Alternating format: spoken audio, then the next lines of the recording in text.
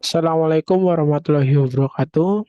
Di sini saya akan mempresentasikan hasil diskusi kelompok kami yang berjudul Global E-Business and Collaboration pada mata kuliah Sistem Informasi Manajemen untuk kelas G. Anggota kelompok kami terdiri dari pertama ada Nordiana Sofi dengan NIM 205222778. Yang kedua ada Dimas Kamaril Hafiz dengan NIM 205222275, dan terakhir saya sendiri Novanda Anggi Chandra Pangestu dengan NIM 205222106. Untuk outline materinya ada proses bisnis dan sistem informasi, yang kedua ada jenis sistem informasi, yang ketiga ada sistem untuk kolaborasi dan kerjasama tim.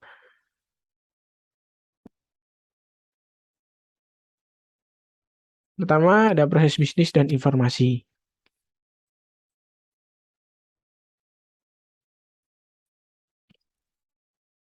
Oke, proses bisnis sendiri merupakan aktivitas yang saling berhubungan sehingga menghasilkan produk atau jasa yang dapat diperjualbelikan menurut buku dari Ramar and Bridge dalam Siegel 2008.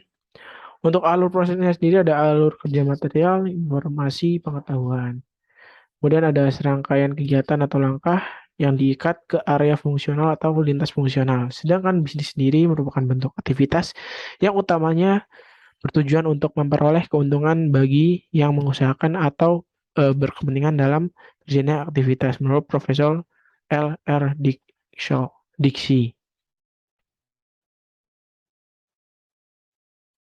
Contoh proses bisnis fungsional yaitu seperti penjualan dan pemasaran, yaitu mengidentifikasi pelanggan, kemudian ada manufaktur yang merekrut produk, kemudian ada keuntungan dan akuntan membuat laporan keuangan, kemudian SDM yaitu memperkerjakan karyawan yang saling keterkaitan. Oke, di sini ada proses pemenuhan pesanan, di mana dalam memenuhi pesanan pelanggan melibatkan serangkaian langkah yang kompleks yang membutuhkan koordinasi erat dari fungsi penjualan, akuntansi, dan juga manufaktur.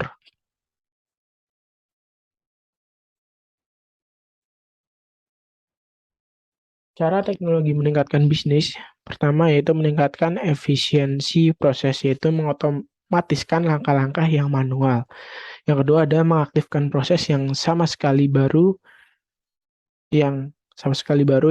mampu mengubah bisnis, yaitu mengubah arus informasi, mengganti langkah berurutan dengan langkah paralel, dan juga menghilangkan penundaan dalam pengambilan keputusan.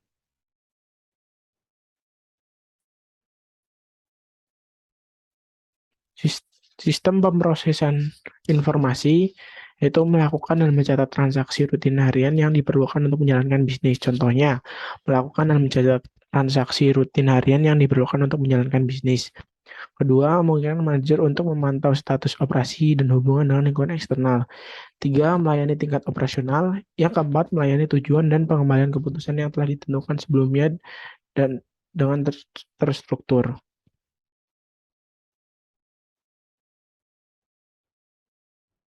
Transaction Processing System atau TPS, yaitu sistem pemrosesan transaksi, adalah sistem komputerisasi yang melakukan dan mencatat transaksi harian, transaksi rutin yang diperlukan untuk menjalankan bisnis, seperti entry pesanan penjualan, reservasi hotel, penggajian, pencatatan karyawan, dan pengiriman.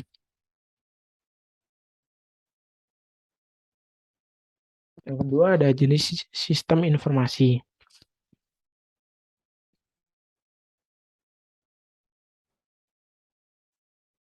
Sistem informasi manajemen itu melayani manajemen menengah, kemudian memberikan laporan tentang kinerja perusahaan, memberikan jawaban atas pertanyaan dengan prosedur yang telah ditentukan, dan keempat, memiliki sedikit jawaban analitik.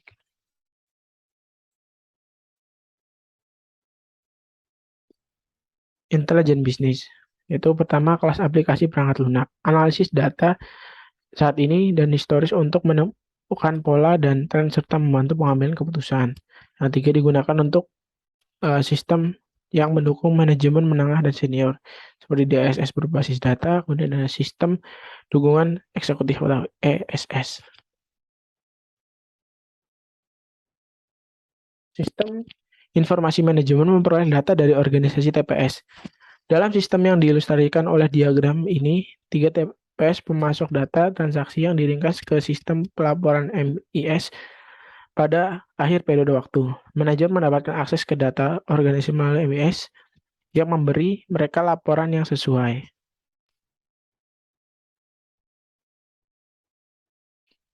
Hubungan sistem satu sama lain. TPS yaitu sumber utama data untuk sistem lain, dan SSS penerima data dari sistem tingkat bawah. Data dapat ditukarkan antar sistem, dan pada kenyataannya sebagian besar sistem bisnis hanya terintegrasi secara longgar, tapi semakin baik.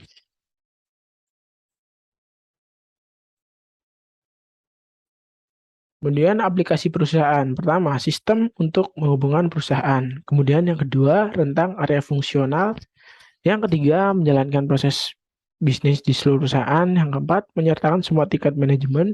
Yang kelima, 4 aplikasi utama yaitu sistem perusahaan, sistem manajemen rantai pasokan, sistem manajemen hubungan pelanggan, dan sistem manajemen pengetahuan.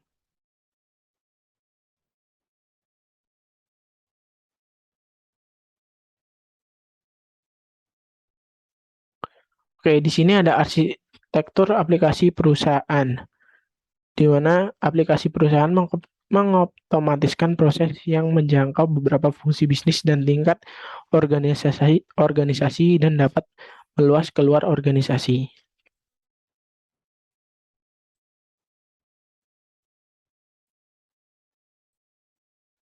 Decision Support System atau DSS, yaitu sistem pendukung keputusan, fokus pada masalah yang unik dan berubah dengan cepat, yang prosedur untuk sampai pada solusi mungkin tidak sepenuhnya ditentukan sebelumnya. Yang pertama, melayani manajemen menengah, mendukung pengambilan keputusan non-rutin. Contohnya, apa dampaknya terhadap jadwal produksi jika penjualan bulan Desember meningkat 2 kali lipat. Yang ketiga, sering menggunakan informasi eksternal juga dari TPS dan MIS. DSS yang keempat, DSS yang digerakkan oleh model seperti sistem perkiraan perjalanan. Kemudian DSS berbasis data seperti sistem analisis pemasaran intrawest.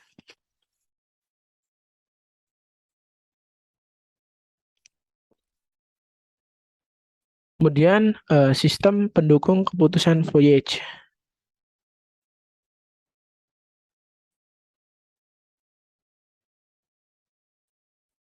Lalu di sini ada Executive Support System atau SS, yaitu sistem dukungan eksekutif, membantu manajemen senior membuat sebuah keputusan.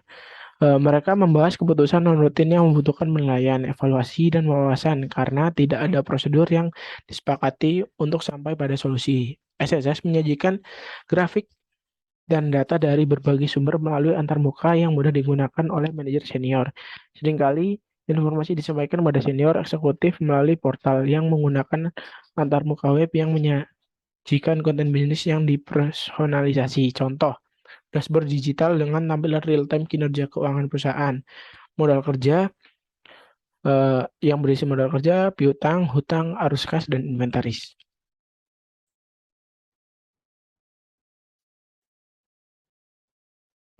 Sistem dari perspektif konstituen, yaitu sistem prosesan transaksi, mendukung karyawan tingkat operasional. Yang kedua, sistem informasi manajemen dan sistem pendukung keputusan mendukung manajer.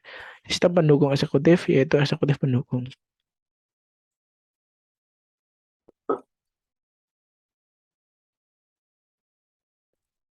Sistem perusahaan yaitu pertama mengumpulkan data dari berbagai fungsi perusahaan dan menyimpan data dalam satu tempat penyimpanan data pusat.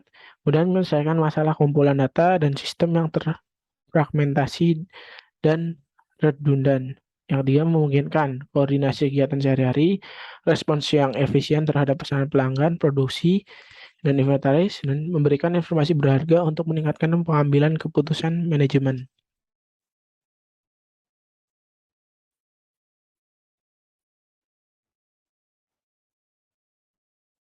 Sistem manajemen rantai pasokan atau SCM itu mengelola hubungan perusahaan dengan pemasok, pembagian informasi tentang pesanan, produksi, tingkat persediaan, pengiriman produk, dan layanan. Kemudian untuk sasarannya, jumlah produk yang tepat ke tujuan dengan waktu paling sedikit dan biaya terendah.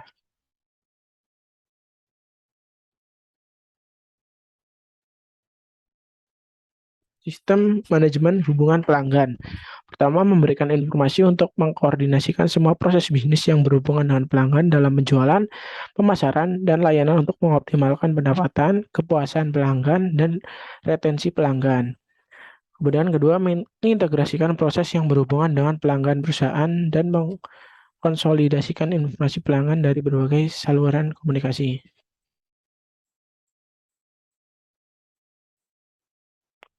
Sistem pengetahuan atau KMS yaitu dalam mendukung proses untuk memperoleh, membuat, menyimpan, mendistribusikan, menerapkan, dan mengintegrasikan pengetahuan dengan cara membuat, memproduksi, mendistribusikan produk dan layanan. Yang kedua, mengumpulkan pengetahuan dan pengalaman internal di dalam perusahaan dan membuat dan tersedia bagi karyawan. Yang ketiga, tautan ke sumber pengetahuan eksternal.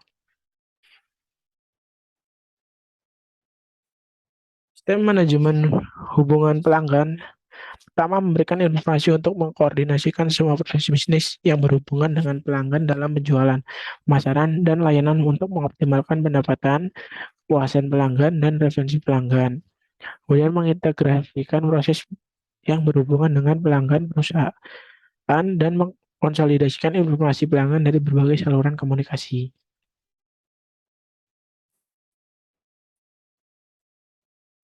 Alat alternatif meningkatkan integrasi dan mempercepat arus informasi ada 6, ada situs web internal perusahaan hanya dapat diakses oleh karyawan, bisnis elektronik, perdagangan elektronik, situs web perusahaan yang hanya dapat diakses secara eksternal oleh vendor yang masuk, yang sering digunakan untuk mengkoordinasikan rantai pasokan, kolaborasi, dan pemerintah.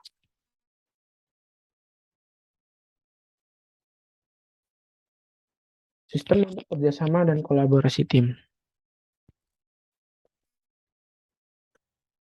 Oke, untuk manfaat kolaborasi dan bisnis sosial ada productivity, quality, innovation, customer service, dan financial performance.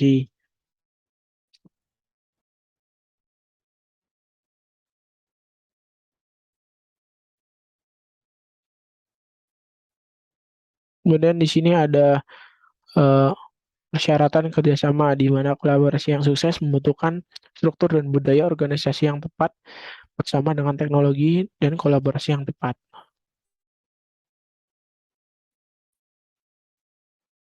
Manfaat bisnis dari kolaborasi dan tim yaitu investasi dalam teknologi kolaborasi dapat menghasilkan peningkatan organisasi yang menghasilkan ROI yang tinggi dengan manfaat produktivitas, kualitas, inovasi, pelayanan pelanggan, kinerja keuangan.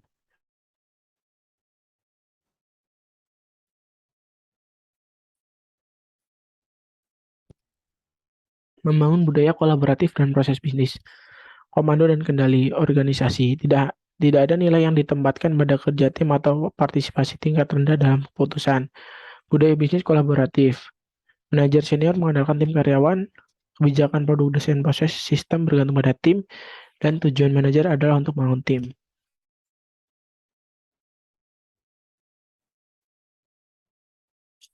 Teknologi untuk kolaborasi tim. 15 kategori alat perangkat lunak kolaboratif. Ada email dan pesan instan, dan lain-lainnya.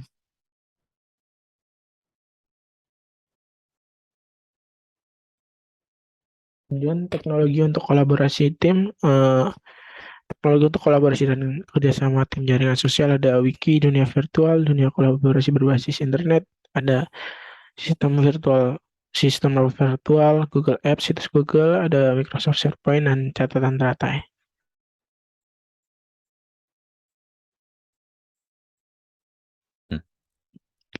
Dua dimensi teknologi kolaborasi, yaitu ruang atau lokasi, jauh dari collected waktu, yaitu sinkron dan asinkron.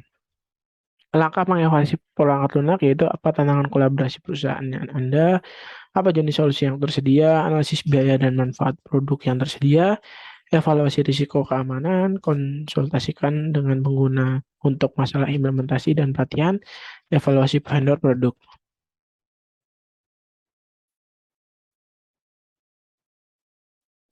Nah, di sini ada matriks alat kolaborasi atau waktu ruang, di mana teknologi kolaborasi dapat diklasifikasikan dalam apa Dalam hal apakah mereka mendukung interaksi pada waktu atau tempat yang sama atau berbeda? Apakah interaksi ini jarak jauh atau lokasi bersama?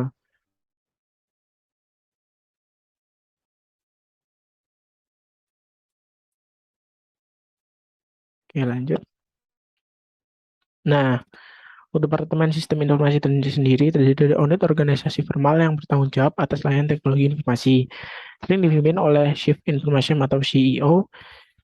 Posisi senior lainnya termasuk Chief Security Officer.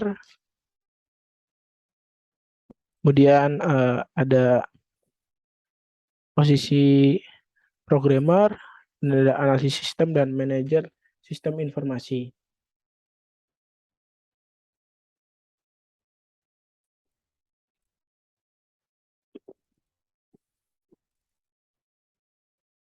Kemudian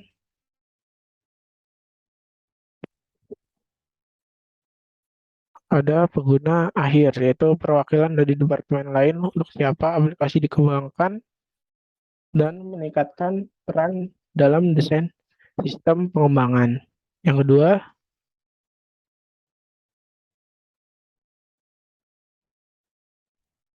eh, budaya bisnis kolaboratif, yaitu strategi dan kebijakan untuk menggunakan teknik teknologi informasi dalam organisasi, hak ketentuan, hak keputusan, akuntabilitas, organisasi fungsi sistem informasi, sentralisasi dan desentralisasi.